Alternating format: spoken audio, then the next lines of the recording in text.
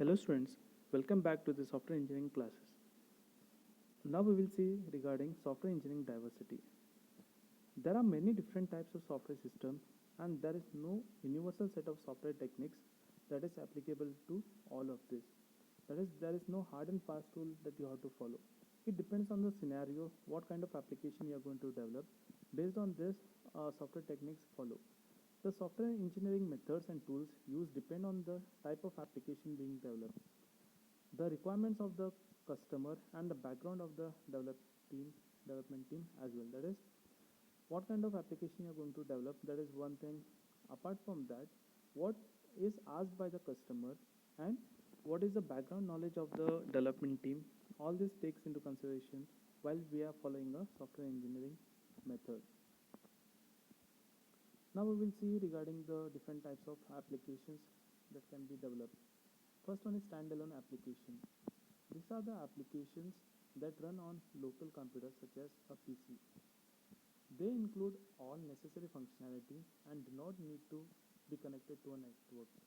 For example, the applications like Office, MS Office, which is installed in the PC, or CAD programs, or photo manipulation software, also example of a standalone application which are not depending on any other application. They are the standalone. The next kind of application is interactive transaction based applications. These applications execute on a remote computer and are accessed by users from their own PCs or terminals. That is, we are making use of some web browsers from where we are executing our program, such as e-commerce applications. Then we have embedded control system. A mobile is an example of embedded control system, and whatever the applications we develop for mobile devices, wherein we are using software for controlling hardware, is known as embedded system. And there are a lot of applications that support embedded control system. Then we have batch processing systems.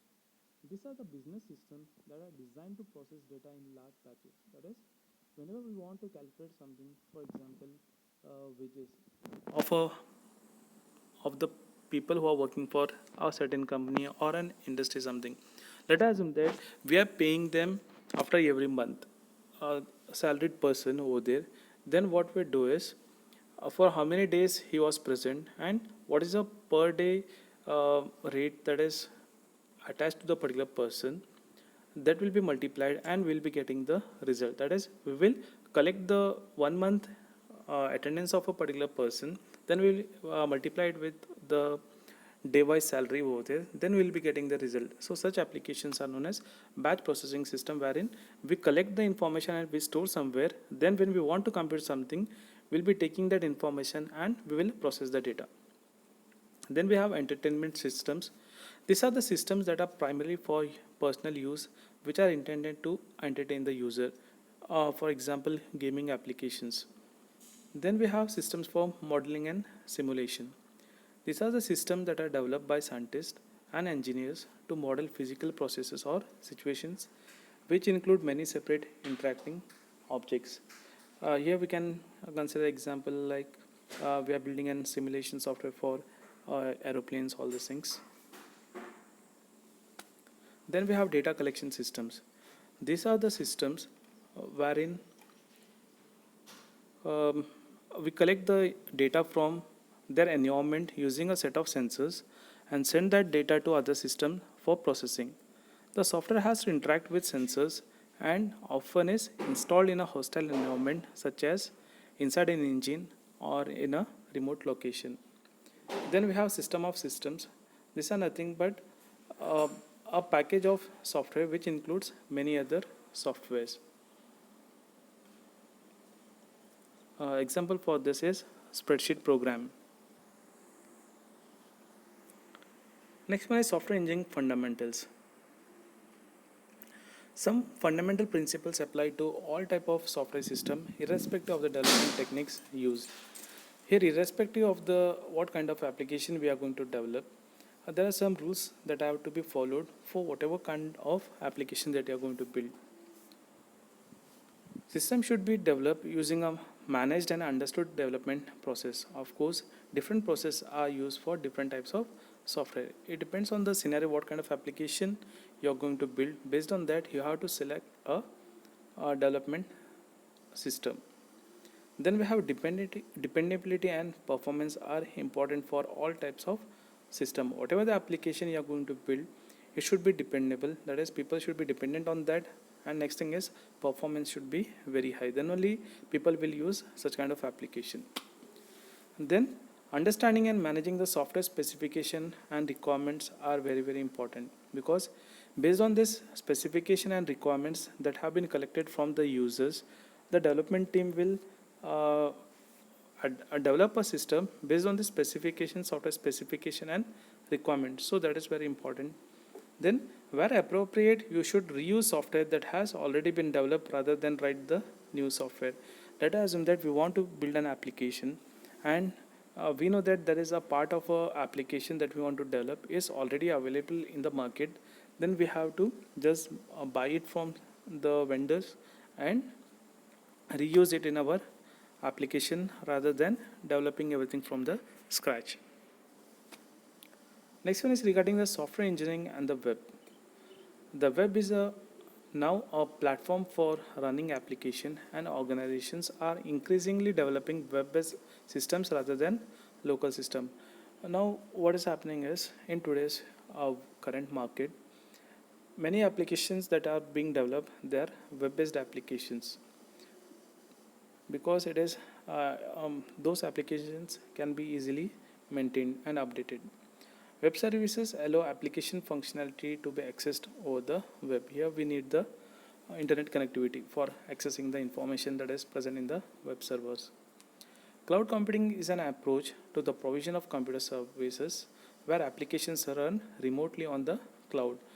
Whatever the applications that are being developed over here, that are going to be stored in a cloud, and whenever we want a service from them, then we will be executing them. That is, users do not buy software but pay according to the use. No need of buying the whole application that we require. Whenever we require that application, just pay for how many hours you are going to use, and then you are going to terminate the session. Software reuse is a dominant approach for constructing web-based system. That is, whenever we are dealing with web-based system, what we do is we reuse the system. That is, already there might be some application which is already available in the market. Just we are going to reuse, and we will build a new software by adding a new content to that. That is, when building these systems, you think about how you can assemble them from pre-existing software components and systems. Here you will not develop everything from the scratch. You will look for the available components. If they are readily available, just assemble them and make it as a software package. Then web-based system should be developed and delivered incrementally. That is, whenever we are building in web-based systems, it is advised to go for incremental development, wherein you should not collect all the requirements at the same moment, and it is also not possible to get all the requirements in the initial stages. So what you have to do is, whatever the information you have collected, based on that you should go for building the application. Then user interfaces are constrained by the capabilities of web browsers. That is, whenever we are going with web-based applications, we make use of browsers, and browsers do not support for more rich and feel interface. That is, technologies such as Ajax allow rich interfaces to be created within a web browser but are still difficult to use. Instead of this, what we do is we go with web forms with local scripting are more commonly used. Next thing regarding the web-based software engineering is they are more complex distributed systems, but the fundamental principles of software engineering, whatever we have discussed till now, they remain same, but they are more complex to handle. But the thing is, we can go for reusing of the application. That's the main advantage of having a web-based application. Next one is regarding software engineering ethics. Software engineering involves wider responsibilities than simply the application of technical skills. Here we should not, a software engineer, he should not only concentrate on the technical skills what he has acquired, but he has to follow some ethics. He should be having some ethics while he is working as a professional. Software engineers must behave in a honest and ethically responsible way if they are to be respected as professionals. That is, if you want to get a respect, then you should be honest and you should be having ethical responsibility. Ethical behavior is more than simply upholding the law but involves following a set of principles that are morally correct. Now we'll see what are the issues of professional responsibility. First one is confidentiality. That is, engineers should normally respect the confidentiality of their employers or clients, irrespective of whatever, whether the formal confidentiality agreement has been signed or not. That is, if you're working for some company, you should not disclose those things to other people who are working in some other company. That is confidentiality. You have to uh, have confidentiality respected. Then we have competence. That is, if you're working in some organization and if your manager or some high level person, if he gives you a task which is above your um, limit, then you should not accept. Directly you have to say that I cannot do this work. That is, they should not knowingly accept work with which is out with their competence. That is, whatever is possible from you, you should take that responsibility, or else what is going to happen is the project gets delayed. Intellectual property rights. Engineers should be aware of local laws governing the use of intellectual property such as patents, copyrights, etc. All these things. They should be careful to ensure that the intellectual property of employees and clients is protected. That is, an engineer who is working in a company, he should be knowing what are the rules and regulations, copyright rules, all these things when he is working in a company. Then, computer uses, misuse.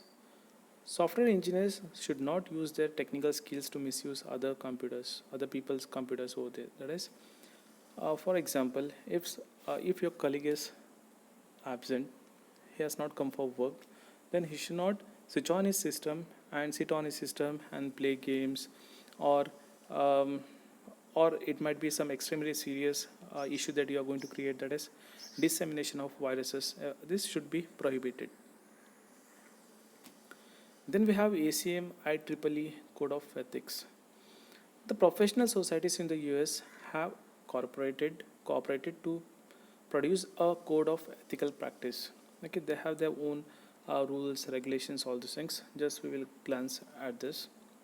Now we will see what are the rationale for the code of ethics. That is, what is the reason behind this? Because nowadays everyone is using a computer system, right from the education system, or it might be government sector, or it might be commerce industry, or medicine, entertainment, and society at large. Everyone is using a computer. Then software engineers are those who contribute by direct participation or by teaching, or to the analysis, specification, design, development, certification, maintenance, and testing of software system. Everything is the job of the software engineers. Now, because of their roles in the developing software systems, software engineers have significant opportunities to do good or cause harm. Because everywhere computers are being used, then software engineers can harm the system, or they might good they might do some good things. Then what we have to do is, like whenever some person is working in an industry, he should be confident enough that whatever work he is doing only for the good cause. This is regarding the software engineering code of ethics and professional practice. You can just glance over there whenever you get time, because it's not being asked in the exam. We will skip it. Then we have ethical principles. Here we have like how the software engineer should behave in the public environment and towards the client, employer. All these things we will discuss now. Here what we have is, First one is regarding the public. Software engineers shall act consistently with the public interest. Whatever is interest of the public, in that manner only a software engineer should work. Second one is regarding client and employer. Software engineers shall act in a manner that is in the best interest of their client and employer, consistent with the public interest. Whatever is asked by the client and the employer, that has to be performed by the software professional. Then we have a product. Whatever the product we are going to develop as a software engineers, they shall ensure that the products and related modifications meet the highest professional standards possible. That is, quality should be of good. Then regarding the judgment, software engineers shall maintain integrity and independence in their professional judgment. That is, whatever, let us assume that you have developed an application and you feel that whatever the application you have developed, it is having some harmful effects or something, you should be you should not release it into the market. That is, you should tell your boss or the manager that whatever the application we have developed, it is having drawbacks and it should not be released in the market. That is, you should be judgmental one.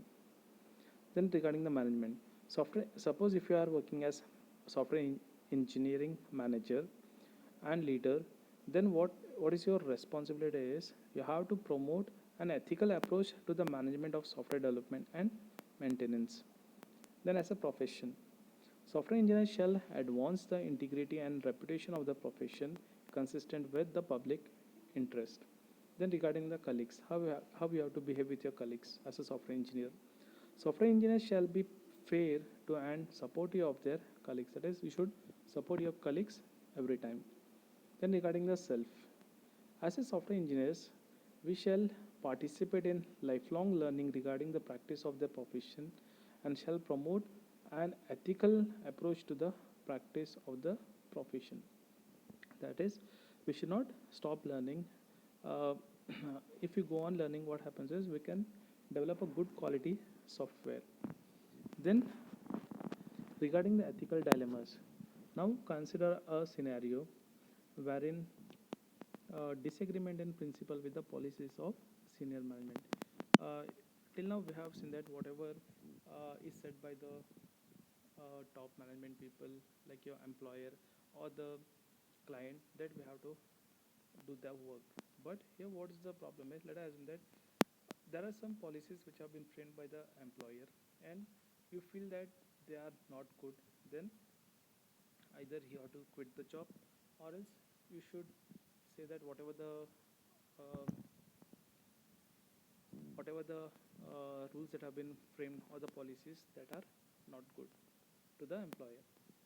Next one is your employer acts in an unethical way and releases a safety critical system without finishing the testing of the system. Let us assume that you are developing a safety critical system and your employer is not developing it properly. That is, is developing and since due to shortage of time something, they are not going for validation, just they are going to release it into the market.